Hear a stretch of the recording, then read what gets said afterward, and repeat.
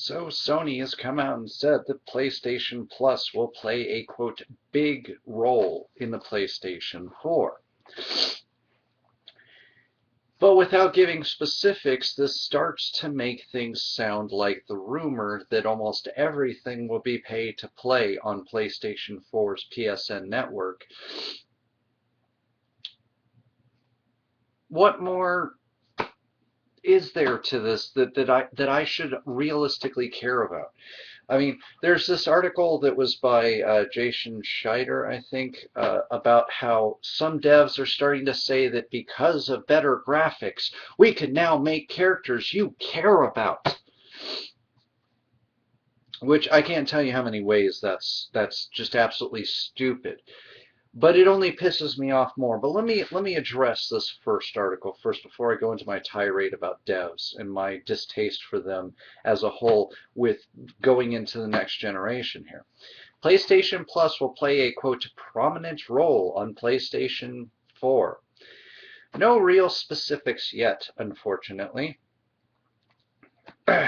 All throughout last month's PlayStation 4 announcements, I was waiting for words PlayStation Plus to come up. Now, thanks to Sony Computer Entertainment Europe President and CEO Jim Ryan, yay, an actually easy to pronounce name, it has been talked about in relation to the PS4, and I think you'll like what he had to say. Quote, we're very happy with the service that we've been able to offer on PlayStation Plus. Now me, I don't mind PlayStation Plus because the multiplayer's still free and the demos day one are still free. That I liked. PlayStation Plus didn't annoy me the way that Xbox Live annoyed me. But people at times say, oh, it's absolutely worth the money because you get all this free games. Well, guess what? Sony fucks you up the ass, pardon my language, with that because once you're away from being a PlayStation Plus member, your free games go with it. No, I'm not joking. So these freebies you get from PlayStation Plus are not permanent. They're only permanent if you continue to pay into the service. Thus, one of a few scant reasons why I just don't buy PlayStation Plus stuff, or why I don't pay for the PlayStation Plus service.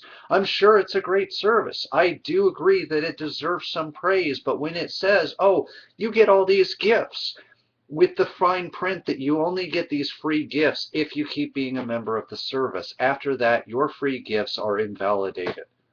That's not a gift, PlayStation. I don't know what you think a gift is, but you know, that would like be if my friend or my friends gave me a gift. And as long as I was friends with them, I got to keep the gift. But if we ever had a falling out, they get the gift back because even though it was a free gift on my birthday or let's say Christmas or what have you, something where gifts are gifts.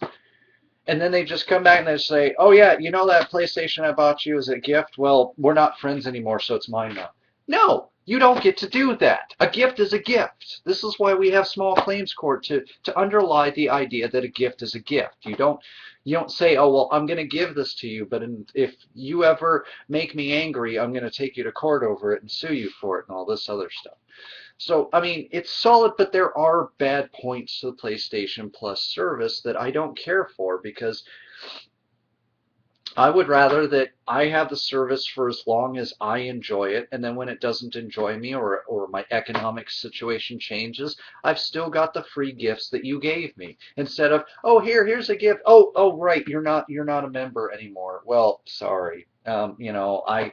If you were going to keep being a member, we'd still give you your gift, but we're not going to give it to you anymore. Happy birthday anyway. The value is quite extraordinary, and the take-up has trebled over the course of the past year, he said on the PlayStation blog. We definitely see that the core part of the way forward. We're not yet in the position to disclose our plans on the future of PlayStation Plus, but there will definitely be a prominent role in the PlayStation 4 landscape. We can't disclose at this time. Prominent role in the PlayStation 4 landscape.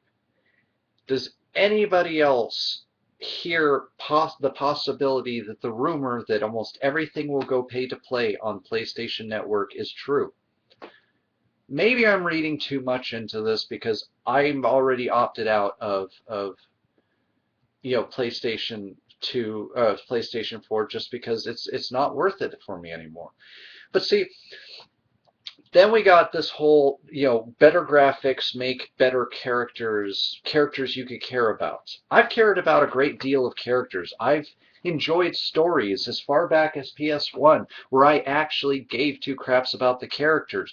Graphics do not make more relatable characters. They don't. Look at frickin' Minecraft, for frick's sakes. People make their own. They grow attached to their creations as well as their characters at times. And they can personalize it thanks to a lot of dev tools that have been released for Minecraft. And, it's part of what keeps Minecraft alive. But the game, it's nothing pretty to look at for the most part, unless you use shader packs, which will make it really, really look great. But I digress. That's not why people get into Minecraft. They never sit there and go, well, I'm in it for the graphics because that's why I like my character, Miner Steve. So you got that, devs who are praising to the heavens, the fact that the PS4 will be more developer friendly. But then on the wings of that comes this, Crytek. The notion of single player has to go away. Crysis devs call for an end to purely solo experiences. For years, numerous pundits have called for the death of single-player games, and while some of us gnash our teeth at the thought of losing solo experiences, the creep of multiplayer has been undeniable. This is good news for Crytek, a studio that apparently can't wait to get rid of the single-player experience. Yeah, because it's not like I've ever played multiplayer experiences that were absolutely hackneyed and absolutely just mind-bogglingly bad as compared to the first player experience. Sometimes the first player game actually suffers because all the focus went to multiplayer. Sometimes the multiplayer experience suffers because all the focus is on single player. Meanwhile, you got people like me. I like to play with people at times. I have a PSN account and I try to play with people when I can, but I don't always have the freshest games at my fingertips and people willing to play them. With Xbox, I had people, at one time I had somebody who bought me for my birthday a Xbox Live subscription so that we could all play together. And we did play together and we had fun and we joked and it was fun. But there are times, I'm old school, okay? And I don't think that entirely bears on things, but I'm used to single play. Sometimes I just don't like playing with people, especially if they're the type of person who plays games like Brad Jones and his little indie project that he released on his channel not too long ago, where it's, oh, let's make a game of the game. How can we break the game, and how long before the game resets itself and stuff.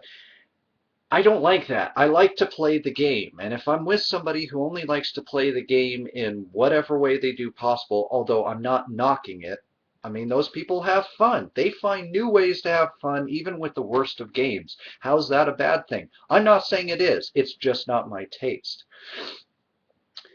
But okay, this actually started making me think again. What did Final Fantasy creator say? Graphics are getting in the way of gameplay and storytelling.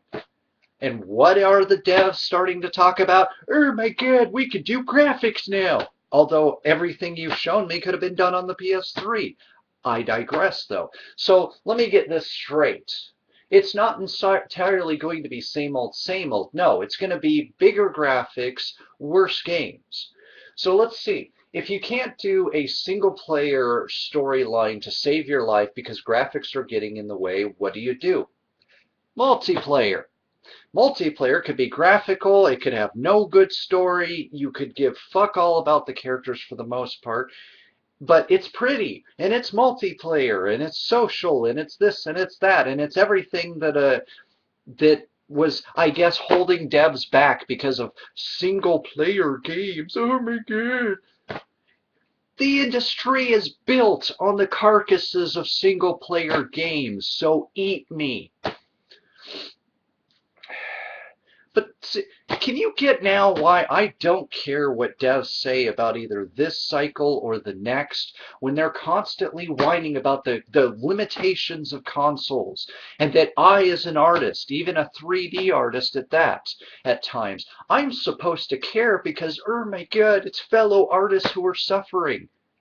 No, because look at what they said about the PS4. They're happy about its friendly, its publishability, its the ability to dev for it's going to be so much simpler. All this, all that, and then what did they turn around and say? We demand a shorter console cycle. So let me get this straight. You're basically saying on one hand, ooh, new toys, and at the same time saying, eh, can we get something new? We just bought you a toy and you want something new? Screw you, devs. Screw you 1,000 times. Screw you.